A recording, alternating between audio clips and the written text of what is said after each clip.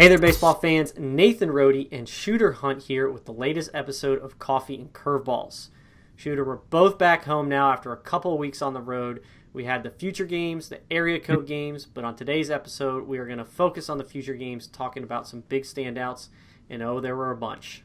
It's always the main event of the summer. All roads lead to Lake Point now for the PBR Future Games. Shout out Team Select right here. It was an awesome time down in Georgia with close to 500 uncommitted top prospects in the underclass playing in front of more than 300 college coaches. Yep, and they certainly showed out. Starting out with Team Minnesota Iowa, Sam Peterson winning the MVP honors, which we need to check Rob Allison's background. He seems to be getting a lot of MVPs off that Team Minnesota Iowa team. If there are bribes, I'm not seeing any of it. But yet again, Team Minnesota Iowa coming up with the MVP this year in Sam Peterson. And Peterson was stellar. Going into the last day, he was in consideration for the MVP. And what does he do? He goes 2 for 2 with a double in that game. Scored from second on a sac fly. Love the energy that he brings to the game. He's wiry, athletic, could stick at shortstop, could also go to center field. He had an outfield assist during the week. Stellar all week. 6'6", 60. Really good athlete. And just the energy and the good quality person that he is going to really help him moving forward. Excellent. And then out of the state of New Jersey, we've got a right-hander who you've been telling me a little bit about him going into the event, so I had him circled to watch. He certainly didn't disappoint, and that's Mr. Chase Petty, an electric arm, man. I mean, obviously there's some effort there, but he's running that fastball up to 94, mixing in a slider. Pretty good stuff from the young man. Yeah, it was straight filthy. And he threw in the first game on game days, 9 a.m. It was like, how you doing with the 94 with the first pitch. But it looked like he was going to shatter some metal bats. That three-quarter slot up to 94, bearing down on right-handers' hands, but also having that filthy slider, 80 to 83, to put him away with. Really good arm, had a huge summer, expecting big things out of Petty. Excellent. And then J.D. Rogers, we got a left-handed hitter standing at 5'10", 165 pounds. But when you look at him, it's 165 pounds of pure strength. Yeah, 6'8", runner, and he just has the makeup.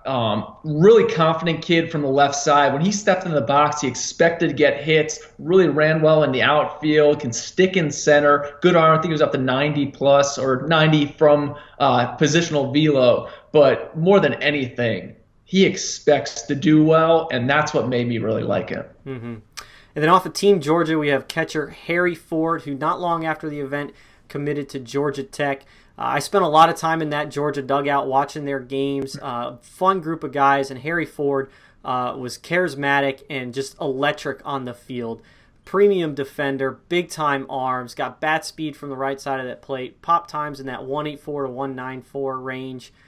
Just an absolutely dynamic player. Yeah, you talk about catchers who can shut down a running game, and Ford really looks like one of those guys. And as a former pitcher myself, love the way he receives, really crafts the strike zone well. He was stealing some pitches from those umpires, 4 strikes, really good get for Georgia Tech. Excellent. And then out of Ohio, we got Logan Maxwell, 7 at-bats, 4 for 5 with a walk, hit by pitch, 2 stolen bases. His only out was a backside flyout that went to the track. Yeah, this is a smaller frame left-handed hitter, but you just sat on him for a few days. You follow another hit. Does this guy ever get out? Even the workout, smaller but driving the ball to the pull side. I think he was a favorite of a lot of college coaches in attendance there because of his play. And Ohio kid, real tough guy, Ohio against the world. Logan Maxwell was a real big winner from the feature games. Excellent. And then off of Team Illinois, we've got a catcher as well, Ty Batusic. Sorry if I butchered that name for you, Ty. But he stood out on the week, making his case for MVP with 2 bombs. Yeah, you get 2 jacks out of a left-handed hitting catcher who was also a 193 to 204 pop times during the workout day. That's going to work and open some eyes pretty quickly. Real tough kid. I thought with 2 strikes, he bared down, kind of separates his hands a little bit with 2 strikes, which I thought was cool. But tough Illinois kid. There's going to be a lot of programs in on him, especially with that power left-handed bat. Excellent. And to wrap things up here, who are some 2022s and 2023s that stood out? Well, at the top, I thought Chris Maldonado out of New Jersey, who committed to Clemson not long after the event, had a great week. He's 6 foot, 180 pounds, a brother heading to Vanderbilt, 6'8", 60. It was gap-to-gap power. I think he can stick it short. Probably shifts over to offensive second baseman, third baseman, but he was really good. And also, your boy Dylan Lesko hopped on the mound too. Yeah, my boy. I saw him pitch for Buford this spring. Pretty electric as a freshman, and he showed us that down at Lake Point. Sitting 90 to 92. Breaking ball still developing, but that feel for a changeup is tremendous for a young arm. It sits in the low 80s. It just drops off the table there and fools hitters, spins them into the ground. Stands at about 6'2", 175 pounds. So tremendous upside for Dylan Lesko.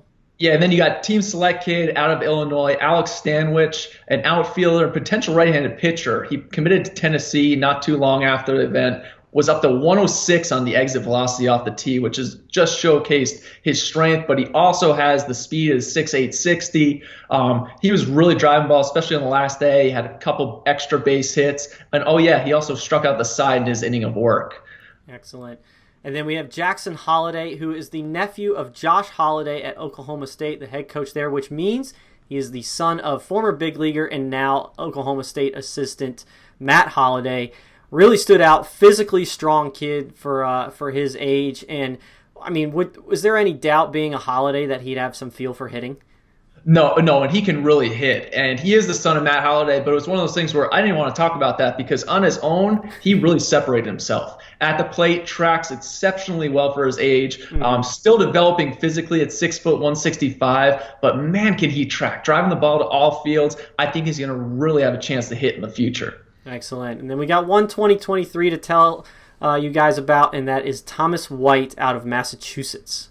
Yeah, White's a big left-hander. He's listed at 6'2", 178. He looked even longer than that. And when he hopped on the mound and let loose for the first time, it was hard to believe that he's a 23. He was up to 90 there. Some slippage on the mound. I think there's more in the tank. Heavy fastball, getting some swings and misses. The slider and changeup are also going to be there. He's a name to know in that 23 class. Excellent. So there you go. There's a look at 6 2021s, including the MVP and Sam Peterson, as well as some 22s and a 23 from the future games. Be sure to go to prepbaseballreport.com as all of our states are churning out tons of content from the future games. And be sure to stay tuned as we will also have a podcast where we can go into way more depth about standouts from this year's event. So as always, for Shooter Hunt, I'm Nathan Rohde. This was Coffee and Curveballs. And until next time, we'll see you guys at the ballpark.